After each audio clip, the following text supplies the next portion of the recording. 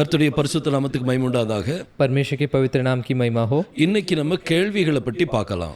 आज हम प्रश्नों के बारे में देखेंगे। எபிரேய மொழியில எப்படி நம்ம கேள்வி கேட்கணும், इब्रानी भाषा में हम कैसे प्रश्न पूछना है, ஸோ அது ஒவ்வொரு வீடியோவா நம்ம பார்க்க போறோம். तो उसे एक एक वीडियो में हम देखेंगे। ஸோ முதலாவது நம்ம பார்க்க போறது வாட், என்ன.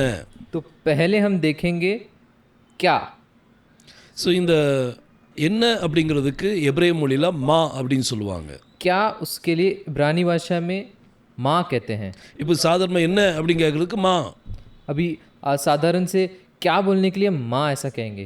ஸோ இப்படி நம்ம இந்த வார்த்தையை நம்ம யூஸ் பண்ணலாம். तो इस तरह से ये शब्द का हम उपयोग करेंगे। இப்போ இதில் ஒவ்வொரு வாக்கியமாக நம்ம சிம்பிளான ஒரு கொஸ்டினை நம்ம பார்க்க போகிறோம். अब इसके कुछ छोटे छोटे प्रश्नों को देखेंगे। இப்போ வாட் இஸ் திஸ், அதாவது இது என்னன்னு கேட்கணும். अभी यहाँ पे व्हाट इज दिस, ये क्या है। ஸோ இதுக்கு எபிரேய மொழியில் என்ன சொல்லுவாங்கன்னா, तो इसको इब्रानी भाषा में வாட்டுக்கு மா, वॉट के लिए माँ, அப்புறம் இது அப்படிங்கிறதுக்கு திஸ்ங்கிறதுக்கு ஜே. और इसमें जो दिस है उसके लिए जे ऐसा कहना है। ஸோ அதை வாசிக்கும் போது மா ஜே. तो उसको पढ़ते समय माँ जे ऐसा कहना மா है। ஜே அப்படின்னா வாட் இஸ் திஸ். माँ जे का अर्थ है ये क्या है। ஸோ இப்படி இந்த சென்டென்ஸ் இருக்குது. तो ऐसा ये सेंटेंस है। நீங்கள் இந்த வார்த்தைகளை வந்து நீங்கள் பயன்படுத்த தான் तो इन वाक्यों को आप प्रयोग करते करते ही அதை நீங்கள் அடுத்த லெவலுக்குள்ள நீங்கள் போக முடியும். उसको आप अगले लेवल में लेके जा सकते हो। சரி, அடுத்த எக்ஸாம்பிள் நம்ம பார்க்கலாம். अगला उदाहरण देखेंगे। வாட் இஸ் யுவர் நேம்னு கேட்கணும். व्हाट इज योर नेम पूछना है। உன்னுடைய பெயர் என்ன. तेरा नाम क्या है। ஸோ வாட்டுக்கு வந்து மா, तो वॉट के लिए माँ, அப்புறம் நேம் அப்படிங்கிறதுக்கு ஷேம் வரும். और नाम के लिए शेम ऐसा आता है। ஸோ அதனால தான் மா ஷேம் அப்படிங்கிற வார்த்தை வருது. इसीलिए माँ शेम ऐसा आता है। அப்புறம் யுவர் உன்னுடைய அப்படிங்கிறதுக்கு और योर तेरा जब ऐसा आता है அதுக்கு லாஸ்ட்ல கா போடணும். उसके लिए लास्ट में कहा ऐसा आता है। காஃப் சோஃபித் வந்து काफ सोफे ताके உள்ள வந்து இந்த காமெட்ஸ் வரணும், டி வரணும், டி சைன் வரணும். अंदर वो टी साइन आना है। ஸோ இதுதான் மா ஷேம் கா. तो यही माँ शेम का। What is your name, what is your name, உன்னுடைய பேர் என்ன அப்படிங்கிறதுக்கு तेरा नाम क्या है, इसके लिए அதை மா ஷேம் கான்னு சொல்லுவாங்க. माँ शेम का कहना है। ஸோ அடுத்த ஒரு எக்ஸாம்பிள் நம்ம பார்க்கலாம். अगला उदाहरण देखेंगे। இப்போ அவனுடைய பேர் என்ன அப்படின்னு கேட்கணும். उसका नाम क्या है। ஸோ அவன் அப்படிங்கிறது வரும்போது तो वो जब आता है ஸோ முதல்ல வாட்ங்கிறதுக்கு என்னது மா, तो पहले वॉट के लिए माँ, அப்புறம் நேம் அப்படிங்கிறதுக்கு பெயருக்கு வந்து ஷேம். और नाम नेम उसके लिए शेम। ஸோ இந்த ஹிஸ் அவனுடைய அப்படின்னு வரும்போது उसके लिए जब आता है அதில் அது ஓ சவுண்ட் லாஸ்ட்ல வரும். तो आखिर में ओ साउंड आता है। அதாவது வாவுக்கு மேலே அந்த புள்ளி வரும். तो वाव के ऊपर एक बिंदी आता है। ஸோ இதை நீங்கள் சொல்லும்போது तो ये जब कहते हैं மா ஷெமோ, माँ शेमो कहना है। மா ஷெமோ माँ शेमो, அவனுடைய பேர் என்ன. उसका नाम क्या है। இது ஆண்பால். ये पुल्लिंग है। So what is his name அப்படிங்கிறதுக்கு तो व्हाट इज हिज नेम, इसके लिए அது மா ஷெமோ.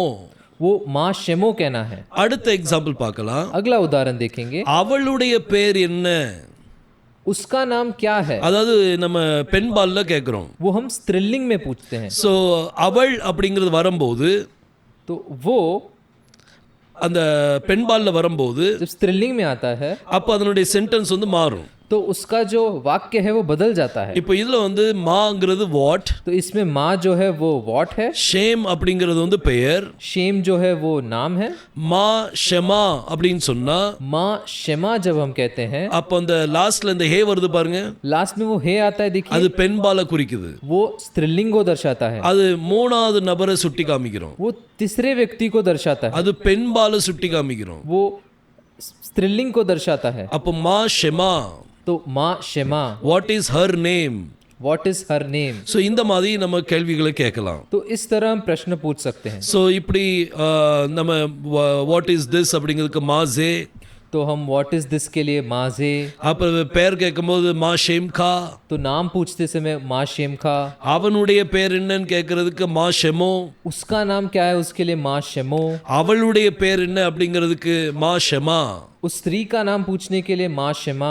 ஸோ அடுத்த எக்ஸாம்பிள் நம்ம பார்க்கலாம். तो अगला उदाहरण देखेंगे। இப்போ அடுத்த எக்ஸாம்பிள்ல तो अगले उदाहरण में நீ என்ன பார்க்குற, तू क्या देख रहा है, இது ஆண்பால்ல பார்க்க போறோம். इसे हम पुल्लिंग में देखेंगे। So what to you see, What do you see? இந்த வாட்டுக்கு என்ன வரும்? इसमें what के लिए क्या आएगा? மா அப்படின்னு வரும். माँ ऐसा आएगा. அப்புறம் யூ வரும்போது तो जब तू you आता है அப்போ ஆண்பாலுக்கு வந்து அத்தா, तभी पुल्लिंग के लिए अता, ஆனா பெண்பாலுக்கு வந்து அத். पर स्त्रीलिंग के लिए अत. ஸோ இதுல எப்படி வரும் இப்போ? तो इसमें कैसा आएगा? மா அத்தா. माँ अता. அப்ப வாட் டு யூ see? சீக்கு என்ன சொல்வாங்க? What do you see में जो see उसके लिए क्या कहना है? பார்க்கிறதுக்கு என்ன சொல்வாங்க? देखने के लिए उसको क्या कहना है? ரோயே. रोए. ஸோ மா அத்தா ரோயே. माँ अता रोए. What to you see? What do you see? So மா அத்தா ரோயே.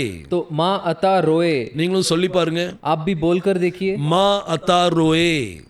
माँ अता रोए. இப்போ பெண்பால்ல பார்க்கலாம்.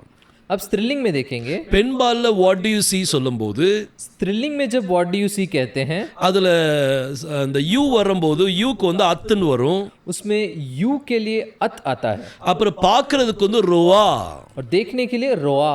அப்போ இதை ஃபுல் சென்டென்ஸ் பண்ணும்போது उसको पूरा वाक्य करते समय மா அத் ரோவா, माँ अत रोआ, இது பெண்பால்ல குறிக்குது. ये स्त्रीलिंग को दर्शाता நீ है. என்ன பார்க்கிற? तू क्या देख रही है? மா அத் ரோவா. माँ अत रोआ.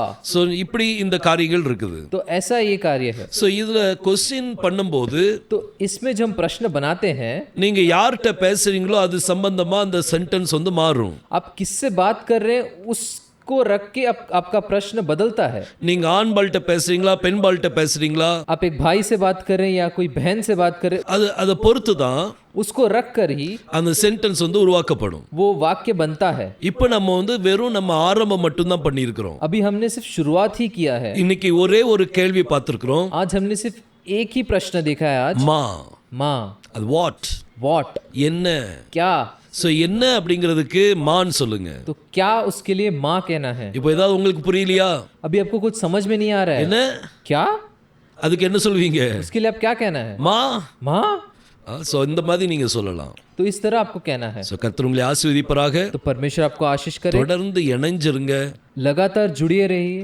கர்த்தர் நிச்சயமா ஆசீர்வதிப்பார். परमेश्वर जरूर आशीष करे. ஆமென். आमीन.